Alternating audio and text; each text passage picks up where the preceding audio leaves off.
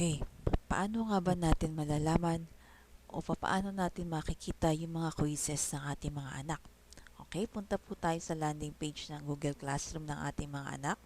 Okay, makikita niyo po dito yung mga classrooms na ating na-accept, or ito yung mga classrooms na ginawa ng ating mga teachers para sa mga bata at ating na-accept. And then dito po tayo pili po tayo ng isang classroom. At dito, meron tayong tatlong links: stream, classwork, at people. Okay. So, dito po sa stream, makikita niyo po yung mga posts ng mga teachers at ng teacher at ng mga bata. Okay? So, dito rin po makikita natin kaagad yung mga posted assignment or material ng teacher. Okay, tulad po nito, merong bagong assignment. Click po natin yan. Automatically po makikita po natin yung quiz. Okay? So, ito yung PDF.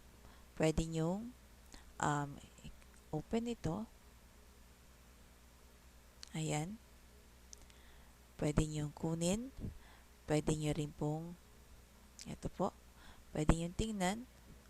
Okay? Kung sa phone, pwede ito yung screenshot. And then, pwede nyo pag natapos nyo mark as done, or pwede kayong gumawa o magsagot dito po, mag-create ng Google Docs. Pag open nyo po yan, pwede na po kayong, okay, so ito po, no, mag-create upang magsagot ang bata. So, pag nag-create po yan, ito na ang kanyang Google Docs. Open nyo po. So, may automatic na po siyang Google Docs na account at pwede na po ang bata magsagot ng quiz. Ganun po kadali. Okay? So, magsusulat lang po dito yung bata ng kanyang sagot, pangalan, syempre, and then sagot. Okay po? And then, ito naman tayo sa isang klase ng or hand-in. Okay? Pagkatapos niyo po hand-in, ibig sabihin, tapos na. Okay? Click niyo po yan. Sabihin na hand-in ay, ayan, tinapos niya po. Click niyo yung hand-in. Ibig sabihin, tapos na po kayong gumawa ng test or ng quiz. Okay, na-submit nyo na. Pwede nyo rin po i-unsubmit kung aayusin nyo pa. And then, pwede po kayo mag-chat sa inyong teacher. So, ito yung private comment or private message. Okay. Another po ay yung pagsagot naman sa ibang klase ng, ito po ay PDF. Okay. Punta po tayo sa ibang klase naman po ng quizzes. Okay. So, ito na po ay isang in Google Form po ang quiz na binigay ni teacher. Okay, so ito yung Google Slides, ito po yung presentation, ito yung lesson, but aralin muna, and then ito po. Okay, so ang gagawin niyo lang po dito, click lang po ito, at madali na po ito dahil fill upan niyo na po. So ayan, fill upan niyo na po yan ang sagot. For example, fill upan niyo po ng pangalan muna. Okay, so lagay na po yung sagot. Okay po. So, lagay. Ibig sabihin, pagka ganito, kailangan may mga asterisk, kailangan pong sagutan lahat dahil hindi po kayo pwedeng proceed hanggat hindi po natatapos to. No? Okay? So, pag natapos nyo po lahat yan, click submit. And then, pwede nyo po click as mark as done. Okay? So, yan. So, meron pong private messages dito. Ito po. Direkta po yun sa teacher, or pwede po kayo mag-comment dito direct sa baba ng quiz na nagawang assignment ng teacher. Okay po. So, ganun lang po kadali ang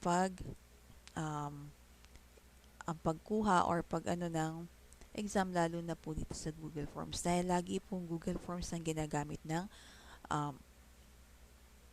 teacher. Okay, ulitin ko lang po, no? Kung kayo po ay papasa naman, kung kayo po ay magsasagot, okay, click lang po ito, yung Google Form ni teacher, and then sasagot po sa Google Form. Lahat po sasagutan, then click submit. Okay, and usually po, ang kailangan nating account ay G Suite. Kapag hindi po G Suite yan, hindi po tatanggapin. Okay, and then click as mark as done. Ayan, click lang po as mark as done. Ibig sabihin yan, tapos na. So, makikita na po ni teacher na tapos na kayong gumawa. Okay? Or kung gusto niyo naman pong ayusin, pwede uli add and submit and then click. And then, also, try to message your teacher privately kung kinakailangan. Or eto po, ito yung madali na pwede kayo mag-comment dito sa baba. Okay? Ayan po. So, makikita nyo rin po dito sa to-do list ng mga bata kung ano yung mga nagawa na niya. Okay? So, eto po. Wala ng due date. So, titingnan natin kung ano yung mga missing niya. Wala. And done. So, ito po. Okay, handed in. Ibig sabihin natapos na. Okay, ganun lang po kadali. And then, punta tayo dito uli. Balik tayo sa isang klase. And then, may isang class, dito naman po sa classwork, dito po talaga nilalagay ni teacher lahat ng homework. Sa stream, automatic po yan na nakikita. Okay, nagpo-post din po si Google Classroom dito sa stream para po makita kaagad. Okay? And then ito naman po sa mga Android phone, usually ang biglang ang lumalabas po sa Android phone ay ang classwork talaga. So kapag may nakita po kayo doon or dito sa classwork, ito po ang mga quizzes din na materials, pero kapag nakita niyo po wala pong posted si teacher pero sabi ni teacher ay meron na, punta po kayo sa stream. Okay? Para po makita po ang posted material or assignment ni teacher. Okay? Then, balik po, and punta mo naman po tayo sa people. Okay, so dito po sa people ay mga classmates niya and then yung teacher niya po. Maaari po yung isa, dalawa, or marami pong teachers sila dito. Okay? So, yan po. I hope na naintindihan niyo po yung aking paliwanag sa ukol sa paano ka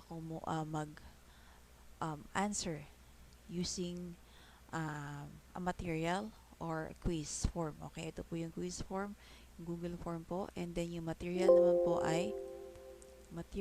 po ay yung mga PDF, mga picture, yan.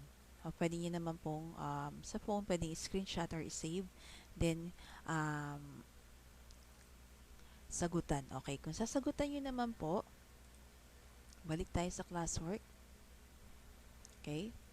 So, kung sasagutan niyo po ito sa notebook ng mga bata, okay, kung halimbawa ay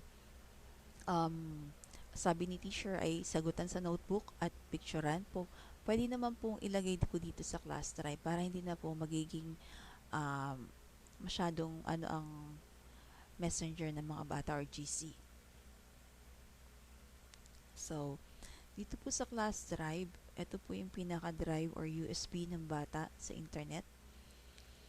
So, pwede niyo pong picturean yung trabaho ng bata i-upload. Okay? So, makipapansin niyo po ang ating subject ay English 5. Ito yung section. Okay? So, lalabas po yung folder.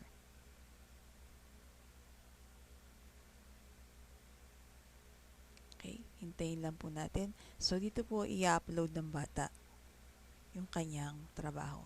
Okay, paano naman po mag-upload? Okay? So, simple lang po ito. Open po kayo ng file.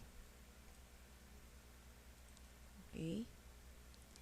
Then, halimbawa,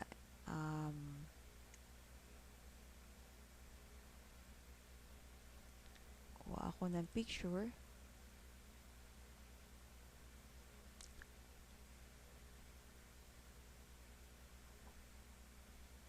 Okay? So, hanap po ako ng picture, for example. So, ito. Habang naglo-load po, ay balik tayo dito sa Google. Okay, so ito na po. Okay, ito po yung mga nagawa na Google Docs. For example, ito po yung kaninang Google Docs ni Rina Izumi. Automatic po yan makikita. So, pag nasubmit niya po ito na po yan. Okay? And then, ito naman po sa pag-upload ng file.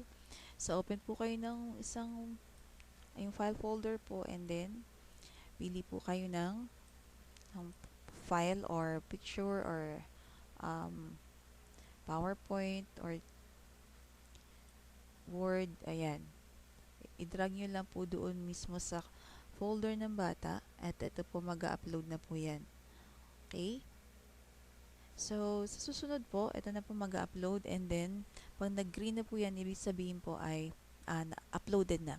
Okay? So, ayan po. Okay? So, ibig sabihin nandito na siya. Ito na, nakita nyo na po. Ito na yung picture. Okay. So, next time naman po, try ko na I'll try my best na ipakita ito using Android phone. Okay po? And I hope na sana ay um, nasundan niyo po ang aking video tutorial. Okay? Again, once again po, I'm Teacher Danny, and from grade 5. And once again po,